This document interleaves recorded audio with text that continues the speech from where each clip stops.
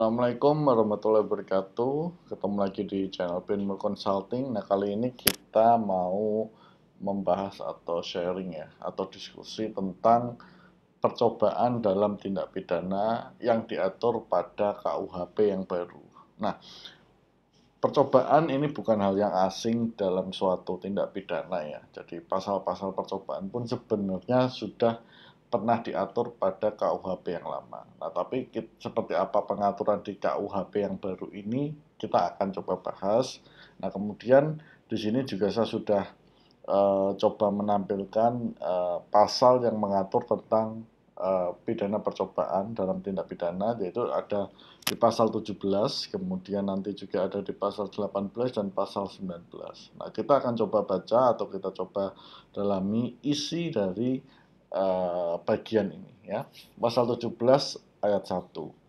Percobaan melakukan tindak pidana terjadi jika niat pelaku telah nyata dari adanya permulaan pelaksanaan dari tindak pidana yang dituju, tetapi pelaksanaannya tidak selesai, tidak mencapai hasil, atau tidak menimbulkan akibat yang dilarang, bukan karena semata-mata atas kehendaknya sendiri.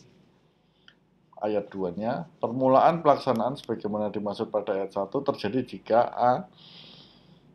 Perbuatan yang dilakukan itu diniatkan atau ditujukan untuk terjadinya tindak pidana, dan B.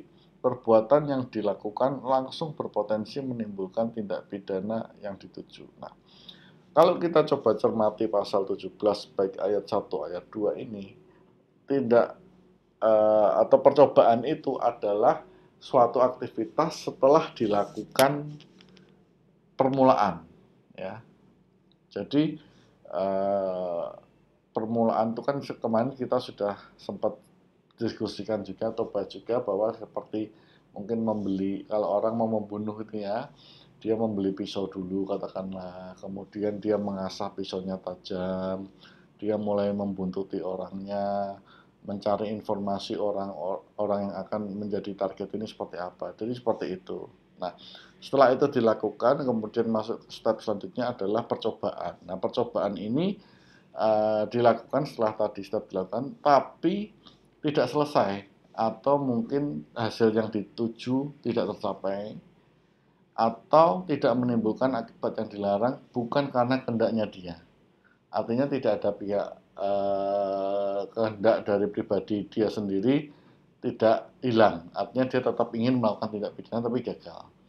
Nah, contoh ketika orang ingin katakanlah membunuh gitu kan ya, membunuh, dia sudah beli pisau, sudah mengasah, kemudian sudah mencari informasi keberadaan orang itu, membuntuti, dan kemudian akhirnya dia akan menusuk orang itu dengan pisau, tapi ternyata setelah ditusuk si korban tidak meninggal tetapi masih hidup katakanlah.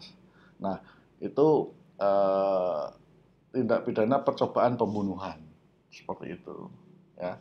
Nah, kemudian di ayat 2-nya adalah permulaan pelaksanaan sebagaimana dimaksud pada ayat 1 terjadi jika perbuatan yang dilakukan itu diniatkan atau ditujukan untuk terjadi. Oke, tadi sudah clear. Dan perbuatan yang dilakukan langsung berpotensi menimbulkan tindak pidana yang dituju. Jadi ini adalah gabungan ya. Gabungan, jadi dua unsur ini harus ada. Kemudian kita masuk ke ayat 3. Pidana untuk percobaan melakukan tindak pidana paling banyak 2/3 dari maksimum ancaman pidana pokok. Ya, ini sama.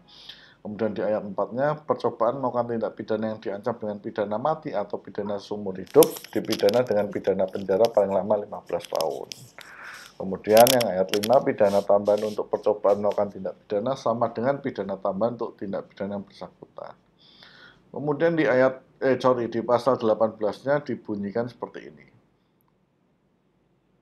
Percobaan melakukan tindak pidana tidak dipidana jika pelaku yang setelah melakukan permulaan pelaksanaan sebagaimana dimaksud pasal 17 ayat 1 tidak menyelesaikan perbuatannya karena kehendaknya sendiri secara sukarela atau dengan kehendaknya sendiri mencegah tercapainya tujuan atau akibat perbuatannya. Ayat 2, dalam hal percobaan sebagaimana dimaksud pada ayat 1 telah menimbulkan kerugian atau menurut peraturan perundang-undangan merupakan tindak pidana tersendiri, pelaku dapat dipertanggungjawabkan untuk tindak pidana tersebut. Untuk contoh ya, ketika tadi ya ada niat untuk melakukan kejahatan atau tindak pidana, membunuh seseorang katakanlah ya, sudah beli pisau, sudah mengasah pisaunya tajam, sudah mencari informasi korban, membuntuti dan sebagainya. Kemudian ketika akan karena korban sudah disudutkan katakanlah ya, tinggal ditusuk, tiba-tiba si pelaku tidak menyelesaikan karena dia tersadar bahwa perbuatannya salah, katakanlah seperti itu ya, sehingga dia tidak jadi menusuk si korban gitu. Atau setelah dibuntuti ternyata dia nggak jadi memojokkan tapi dia kembali pulang. Nah, cuman kalau memang sudah timbul katakanlah ancaman dan sebagainya, itu tetap dapat dikenakan sesuai dengan perbuatan pidana, tapi bukan perbuatan pidana pembunuhan, tapi mungkin ancaman dan sebagainya. Nah, jadi berbeda ya, seperti itu. Ini yang kami tangkap ya. Jadi kalau memang Anda punya atau mungkin teman-teman punya asumsi atau mungkin ide yang lain, ya mungkin silakan disampaikan, kita berdiskusi. Kemudian di pasal 19-nya disampaikan percobaan melakukan tindak pidana hanya dapat diancam dengan pidana denda. Paling banyak kategori 2 tidak dipidana. Nah, ini kita akan bahas nanti ya tentang pidana denda paling banyak kategori 2, kategori 1 dan sebagainya, nanti kita akan bahas. Nah, seperti itu. Nah, kira-kira itu mengenai percobaan dalam tindak pidana. Jika Anda ada pertanyaan atau hal yang perlu didiskusikan bersama, kami welcome. Silahkan sampaikan pertanyaan pada kolom komentar atau bisa kunjungi website kami di benmurconsulting.com.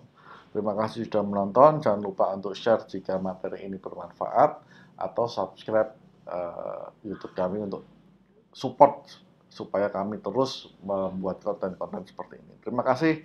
Assalamualaikum warahmatullahi wabarakatuh.